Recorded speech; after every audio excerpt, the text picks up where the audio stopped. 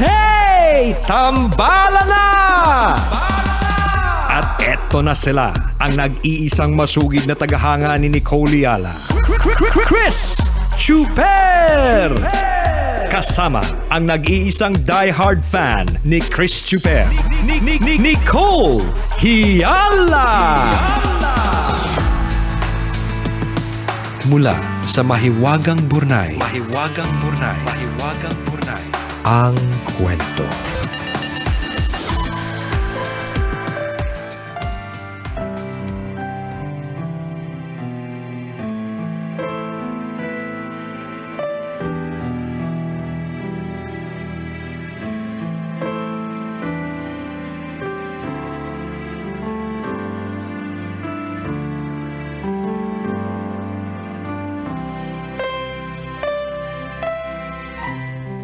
Dear Nicole and Chris, itago nyo na lang ako sa pangalang Jill, tambalanista since 2009. Nakatutok ako sa inyo kapag may free time. Pampawala ko din kayo ng stress kapag toxic na sa trabaho. Sumulat ako sa inyo para ihinga ang pagkairita ko sa boss ko na hindi ko matake. Last year, na-acquire ang kumpanya na pinagtatrabuhan ko ng isang kumpanya. Maswerte naman at na-absorb ako sa halip na matsugi. Branch head ako dati pero sinabi ko sa kumpanya na okay lang sa akin kung hindi na yon ang magiging posisyon ko. Ang mahalaga, may trabaho pa din ako. Ang pumalit sa akin bilang head dito sa branch, yung head ng acquiring company. Ako ang naging assistant niya.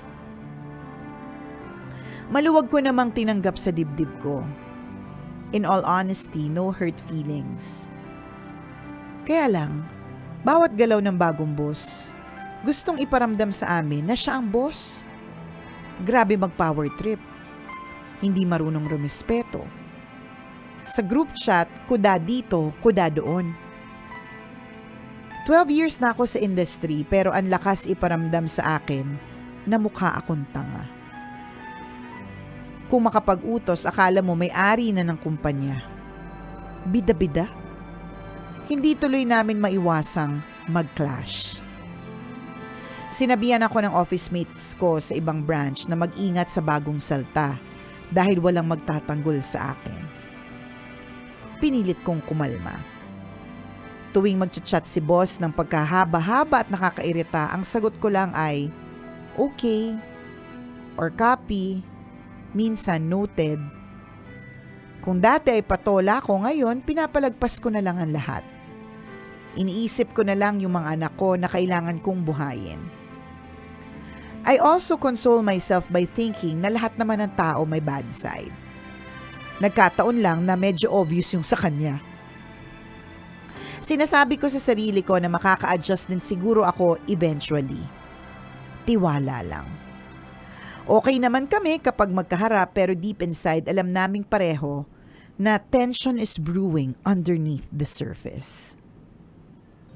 Sa mga kapwa kong tambalanista na nasa parehong sitwasyon, mga tuwiran ko nasa tama, pero never stoop down sa level ng oppressor. Hindi din sagot ang pagre-resign lalo na kung masaya naman ang ibang aspeto ng trabaho. Tambalan, may maipapayo po ba kayo kung ano pa ang dapat kong gawin para gumaan naman ang loob ko sa boss ko? Maraming salamat Nicole and Chris sa pagbasa ng sulat ko. Mabuhay po tayong lahat. Ang inyong tambalanista, Jill.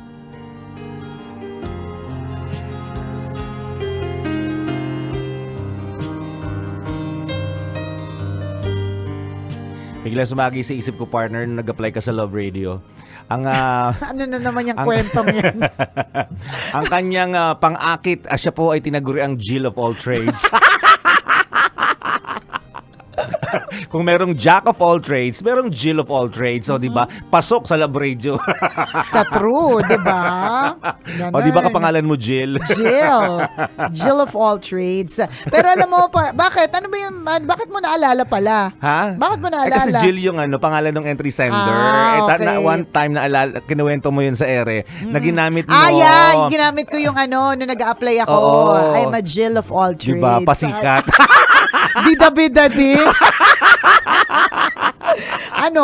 Lalaki lang ang pwedeng Jack of umangat all sa trades pamuhay. lang. Oo. Meron Jill ding of all trades. Kung may Jack, may Jill. Correct, Jack and Jill oo. went up the hill. Correct. Ganun. Diba? O tingnan mo Pasok, naman. oh, Pasok pasok. sa banga and Oh. 18 years na sa industry. Diba? Kasi nga, Jill of all trades. Diba? Bida-bida. Oo. Bida-bida sa Tagalog. Ba't ganun, no?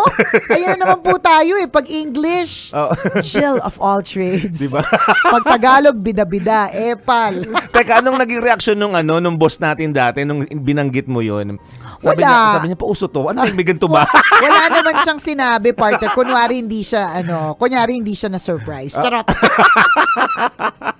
Jill of all trades. Pero ito, si Jill, ay Oo. pwede ring masabing Jill of all trades. Yes. Kasi alam mo, actually, maganda yung work ethics mo eh. Tingnan mo, nung sinakop ng ibang company, yung company mo, alam mo yun, okay sa'yo kahit hindi ka bumalik dun sa posisyon na yun, mahalaga ma-retain ka.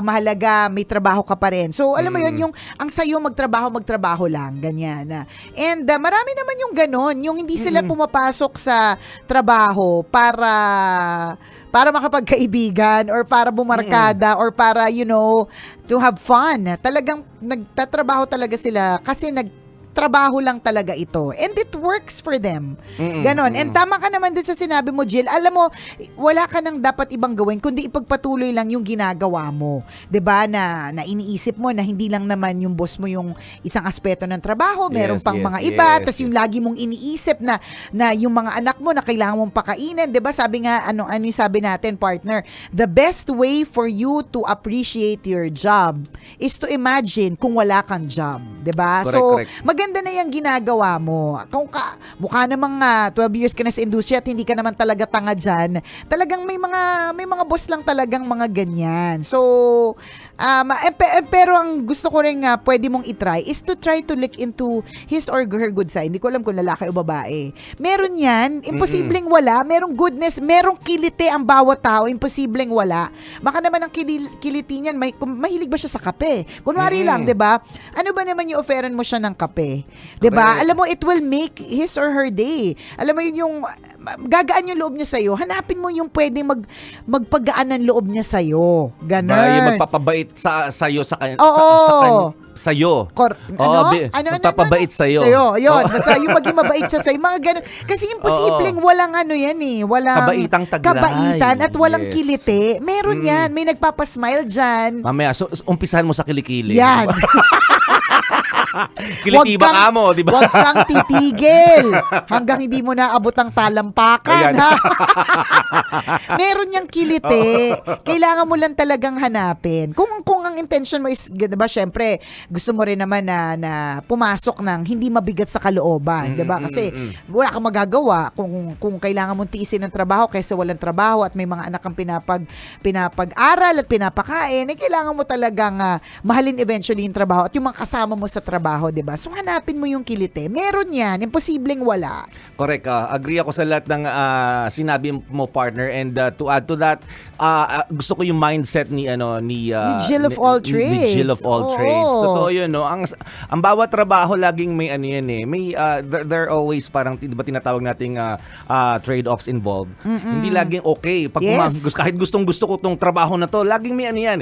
May kaakibat na stress. Na stress na something, minsan risk. Correct. 'Di ba? So in your case, tama 'yon, yung mindset na kung ito yung hindi magandang nangyayari sa iyo, yung papaano yung relationship nyo mabubuo ng maayos, ito na yung dapat mong ayusin. But the rest, kunyari 20% yung aspeto ng hindi magandang relasyon, there are other aspects of your work na pwede mong tingnan, which is yung 80%. Yun naman nga yung ginagawa Correct. niya ngayon eh. So very good ka dyan, Tama. girl. That's a good mindset, 'di ba? Maaring maganda maganda naman yung sweldo. Oo, 'Di ba? Air doon na tayo. condition kumpara Correct. doon sa mga Hindi, tsaka may sa trabaho labas. May Yes. trabaho ka. Tama, maganda 'yon. Kailangan lagay mo 'yun on top of your mind. Yung privilege, yung opportunity na meron ka ay pangarap ng mga ng Yes. ibang tao na walang trabaho. Correct. 'Di ba? Gusto ng namnamin ng ibang tao yung ninanamnam mo ngayon. So, namnamin mo lang din. Yes, i-appreciate mo 'yan. Tanggapin natin no, ang bawat isang organisasyon, bawat isang institusyon, bawat isang bansa ay may iba't ibang tinatawag na leadership. May Diba? kupal, may epal, may buwisit, may talamak, may magnanakaw. Di ba? O, Iba't iba talaga. Iba't iba ng style ng leadership. You can't expect all leaders to be so motherly. Yes. 'Di ba? Merong leaders na motherly. 'Di ba? Merong leaders na fatherly. Yung parang Yes. parang magulang na nag-aalaga sa anak. Totoo. Pero meron ding talagang parang masungit na din. Alam mo yun? Totoo. Principal na hindi malapitan. Di ba may mga ganun? Kasi Correct. their form of leadership. Yes, Tama ka dyan, partner. Siguro kung nasanay ka dung dati na parang Inaalagaan, pampered ka correct. or maganda yung relationship ninyo kasi may nagkakasundo kayo eh. Tapos nung nagkaroon ng anong tawag dito, pag-acquire, ng ibang company. merger and acquisition na Correct. tinatawag, di ba? Naiba yung management, naiba yung boss. So ngayon, parang siguro sa ngayon nasa stage pa lang pa kayo ng pagkakakilanlan. Pero Yan. malay mo later on. Makainuman mo din yan eventually. Oo, di Shut ba? naman dyan. Di ba Shut yung mga, na. totoo yun ha. Yung Totoo. dating ang kaaway mo sa kabilang department, magiging jowa mo pala. Correct. Ganon din sa paghanap, sa paghanap o pakikihirap sa mga bagong boss. Ba, maaring nagugulat ka lang sa leadership style niya. Kasi nasanay ka dun sa ilang taon mo na mababait sa'yo, pampered ganon, ka. correct, ganyan. Correct. Mali mo magustuhan mo. Gusto ko pala yung tipong ng Ay, totoo yan. Kasi, ng aristocratic yung correct. tipong ano. Alam mo, tsaka minsan, kung sino pa yung parang aristocratic o yung parang masungit o yung parang slave driver, minsan sila pa yung mas na sinusunod eh. Hindi ba parang sa school? Di ba kapag ka meron kang teacher na very motherly, may mga times na medyo petics ka dun sa subject na yan eh. Kasi ano siya eh, yes, parang tama ano yun. siya eh, parang mabait naman yan eh, Chill. mahaba yung pasensya, ganyan, yung mga ganun. Pero pansinin mo dun sa mga subjects na may mga teacher na laging merong graded recitation, hindi ba't mas nag-aaral ka more than usual? Tama. Pero Diba? feeling mo hindi mo siya kasundo. Correct. Kasi, Parang galit siya sa'yo. Oo, diba? Lagi. Oo. Diba? Parang, may galit mo to sa akin.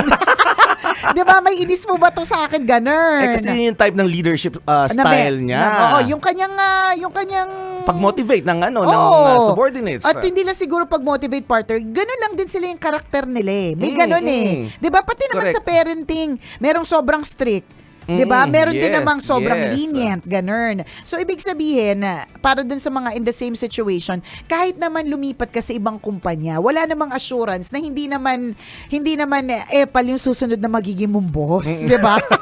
Malaki din ang posibilidad na epal din 'yan. Correct. 'Di ba? Pero lagi lang din pong iisipin natin, meron din kasi silang kaakibat na responsibilidad. Baka kaya sila ganun kasi lalo na nag-merge yung nagkaroon ng mga merging. Yes. Napakahirap ng merging yung paglipat nga lang from one house to another, pag ma-merge din ang tawag doon, 'di ba? Hindi ba't nakaka-stress, nakakapagod? Kayo lang yun sa bahay. 5 lang Totoo. kayo o 6. Paano yung isang buong kumpanya na in-acquire ng ibang kumpanya na alam mo yun, yung gano'n, napakahirap. Siguro yung stress level ng boss mo abot langit na din. Hindi ka ba susungit? Totoo yun. Ang dami niyang kailangan i-accomplish. O kaya kasi siguro siya parang nagsusungit, 'di ba? Correct, di ba? Nagbigay nga din tayo ng sample dati na kaya masungit yung boss mo kasi under yan sa bahay nila. So Pwede nagbabawi ng din. power pagdating sa kumpanya. Correct, pwede din.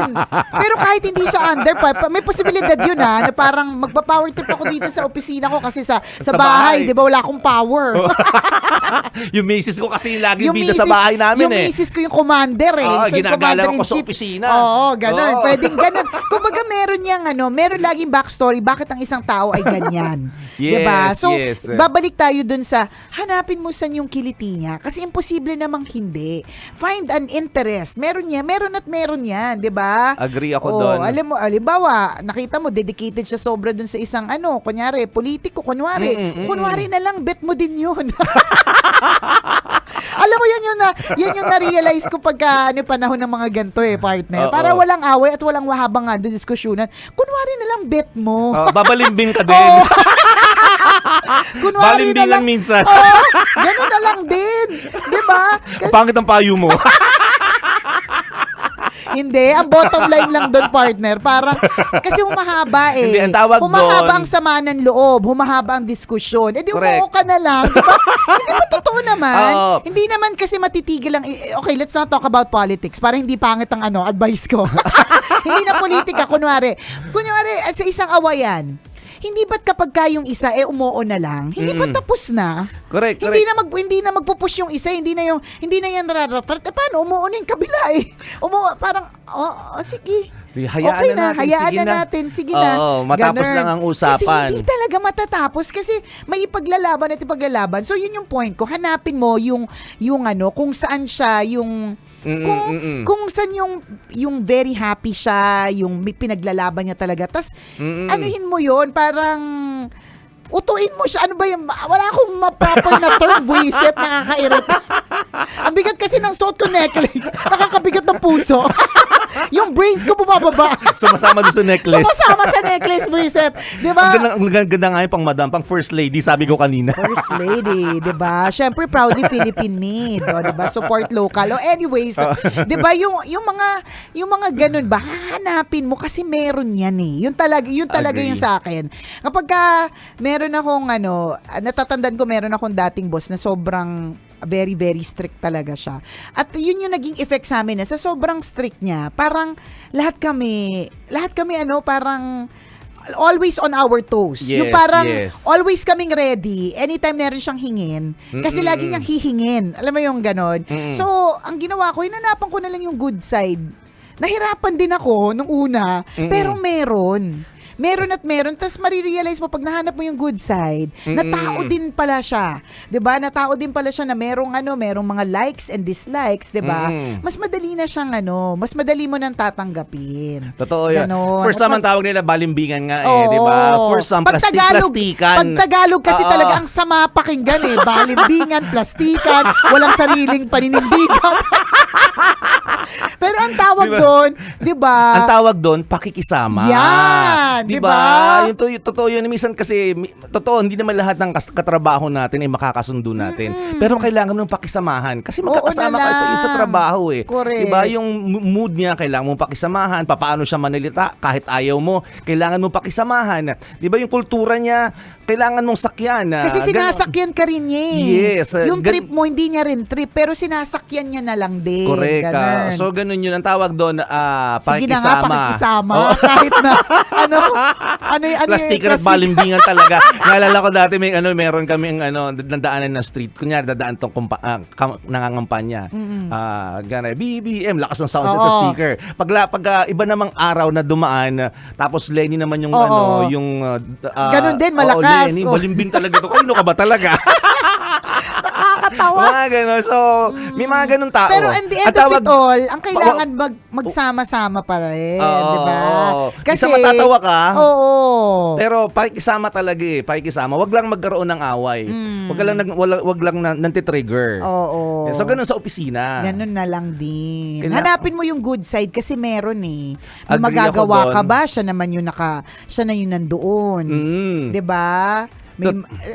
In the end, ikaw din yung mahihirapan kapag hindi mo tinanggap. Ganun. Maaring sa ngayon nagugulat ka pa lang kasi nga bago pa. Bago pa yung boss mo. Naalala ko dati yung meron akong teacher na sobrang kinatatakutan ko, partner. Iba yung mga ganun eh. May mga may ganun hawak siya eh. laging stick tapos pag Oo. pinalo niya sa blackboard, Parang ang sakit. nasisindak Oo, ako. correct. Di May ba? ganun eh. Oo, pero wag ka, one time bumili ako ng longganisa. Nang tinangkili ko yung pinupili. Yung binibenta niya. Binibenta niya. O, di ba naging maganda yung loob niya sa'yo? Tapos tinatawag niya ako lagi, Mr. Policena, Oo. ang tawag dito, can you erase yung sa blackboard. sa blackboard. Oo. So kung laging utusan niya sa Oo. pag-i-erase ng Longganisa blackboard. lang yun. Oo. See, yun yung sinasabi ko Nagkasundo eh. kami nung una, takot na takot ka. Correct. Gulat ka, nakala mo hindi aanuhin ka niya. Mga ganun tipo na hindi mo siya makakasundo pero wag ka nakuha mo yung yung kiliti niya. yung gusto niya. Oo. Meron, 'di ba? Sabi ko nga sa inyo, Yes. una pa lang, 'di ba? Lahat ng tao may kiliti. Lahat imposibleng wali. Merong something na nagpapasmile diyan. Hanapin mo 'yun. And then you will realize mas magaan pa lang, 'di ba? Mas magaan pumasok kapag ka magaan din yung mga kasama. Totoo. Pero kung di mo na talaga kaya, Wala naman din magpipigil sa'yo. Yung suka-suka ka sa Yung mukha ng boss mo. Diba? Yung everyday may na-migraine kapag nakikita mo yung pagmumukha niya. Hindi, wala rin namang nagpipigil sa'yo na tumambling split at kandirit palayo. Ha? Ano ba yung term niya kanina? Alin Doon doon? sa mga, pag nakikita ko yung mukha ng boss niya, ano sinasabi niya? Toxic na to, Oo, mga gano'n. toxic, mga ganun. Oo. Ganun din. Baka, alam mo, for all you know, natotoxican din siya sa'yo eh. Oo. Kasi iba yung expectation niya. Baka yung mga empleyado niya under him or her before, hindi katulad mo. Yes, nagkakagulutan kayo. Nagkakagulutan kayo sa kultura. Posibleng ganun. Anong klaseng leadership style ka meron, partner? Motherly yan eh. Motherly. Oh. Motherly. Motherly. Oh, Hindi ako, okay. ayoko kasi ng natatakot sa akin. Ayoko ng ganun eh. Yun. Mas maganda yung nakikipag-usap sa akin. Ako naniniwala ko lahat naman ng leadership style may effective yun eh. Kasi maaaring hindi kasi depende sa personalidad nga ng tao. Correct, Bakit mo pipilitin maging Diba? aristocratic kung ikaw Kung di ka namang ganon. Oo. Natatandaan ko dati may ganon na parang, ayan ha, sabi sa akin, dapat ganito ka. Hindi ako ganong klaseng tao. Oo, yung Bakit ka biglang parang, naging stiff. biglang naging hindi makausap. Alam mo, parang, wow. Oo, Diba? yung Parang, sungit. Kilalang mabait. Biglang naging masung. May nagsabi sa akin yan before eh. Dapat kasi ganon. Ang sabi ko talaga, hindi ako ganun eh. Diba? Yun din yung paniniwala ko. Diba? Parang Kasi foundation mo yan eh. Correct. Personality mo. Diba ba't mo ipipili? Values mo. Correct. Diba? So, iba't ibang klase. Tama yun, makisama ka na lang. Kasi iba't iba yung klase ng leadership. At iba't ibang klase din ng empleyado. Tama. Diba? Totoo Merong yun. sobrang bibo, merong sobrang walang pake. Diba? Yung ilang beses mo na sinabihan, ganun pa rin. Pero merong mga iba, iniisip mo palang ginawa na niya. Ganun. So in the end, let's do our best to blend in. Mga ganun. Yes. And then, pasalamat na lang, at least may work. Yun na lang din talaga. Tingnan mo na lang yung aspektong yun. May work ka. At Mahirap. yung trabaho yun ay pinapangarap ng maraming tao. Correct, 'di ba? At syempre partner, dahil yaman din ang pinag-uusapan natin trabaho, 'di ba? Pinag-uusapan natin pagkakitaan. Aba ngayong araw nito, alam nyo ba may chance kang manalo ng 2,000 pesos? Kala ko pwede kong kupitan. Ay, Sabihin hindi. sana 1,000. Oh, grabe ka naman. At 500 tayo. 500 ba? Oo, tas yung 1,000 na ipamigay natin. Okay Ay. sa'yo? Okay. Ay, nasara. Nasabi. Oo, nasabi Ay, natin. nasabi Ano ba sa yan? radyo. Ang ingay mo kasi. Naka-mic pala tayo. On pala yung mic Banan. natin. Malalaman tuloy nila. Charot. Joke lang po yun. Joke lang. Joke lang! May chance kang manalo ng 2,000 pesos! O, Laki? Oo, Ang laki na diba? pwede mapanalunan kapag ka sumali ka po sa ating FanScan. Fanscan. Kaya Manila, scan mo na! So yan, ipapakita na po namin yung QR code ng Love Radio Manila, mga kabisyo. Dito po sa aming FB Live. So kung ikaw ay nasa probinsya, hindi ka taga Manila, huwag ka mag-alala kasi sa inyong probinsya rin po ay meron din po kayong sariling QR code at may sarili din silang promo. Yon. So, ngayon po para po sa Manila, pwede nyo pong i-scan itong ating QR code. Yan. Open yung mga cellphone, open yung inyong camera at itapat po doon sa bilog na nakikita nyo sa inyong mga screen ngayon. Tas may magpa-pop out na question. Simple lang yung mga tanong natin, partner. Oh. Ayan, may mga pumapasok na nakikita ko. Yan. Anong question for dahil today? siyempre sobrang ingay ng media ngayong panahon na ito. Ang tanong natin, sa industriya ng pamamahayag, ano ang ibig sabihin ng KBP? Ayan na. O, di ba? Nako. Okay. Letter A. Wait lang, ayan. Teka. Ano? Ito na. Ano nangyari? Ano nangyari? Hindi. Ang dami kasi nagsisend no ng entries. Oo So, nga. 'di ba mga excited na sumali, excited manalo ng 2,000 pesos. Ayan, at bago po matapos ang programa ng Tambala ng programa ni Lala Banderas pala yan, before the day ends. Yan, and the night ends, i-announce natin kung sino yung mananalo. Okay, go, G. Ang pamimilian, ano ang ibig sabihin ng KBP? Letter A, kapisanan ng mga batikang pulis. Letter B. Kapisanan ng mga broadcaster ng Pilipinas. Or letter C. Kapisanan ng mga Becky sa Pasay. Ayan na. Okay, napakadali lang naman ang katanungan. So kung ikaw ay interesado manalo ng 2,000 pesos, I hope na iscan mo na yung QR code na flinash namin sa aming FB Live. Ang QR code na yan ay nasa Love Radio calendar din. Ang dami namin pinamigay niyan. At kung merong Love Radio sticker, ikaw nandyan din po yan. Ayan. Salamat na marami ha, dahil kayo po ay patuloy na nagjo-join sa aming mga papromo. Ito po ay pasasalamat namin sa inyo dahil lagi rin kayo nakasuporta sa aming Feel Good Radio Station. Mamaya ay announce na ni Lala Banderas. Antabayanan nyo yun. Eh, 2,000 yan. 2,000. Correct! 2,000. At kung ikaw, Kabisyo, meron ka namang kwento na gusto mong i-share sa amin, pwede mo kaming i-email. Send your stories at mahiwagangburnaystory@gmail.com. Malay mo, kwento mo ng ating pag-uusapan sa mga susunod na araw. Kaya send mo na yan, Kabisyo. muli ako po si Nicole Yala. At ako naman si Cambio King Chris Chuper. Na nagpapaalala, walang matatag na relasyon sa malanding may determinasyon. Yon!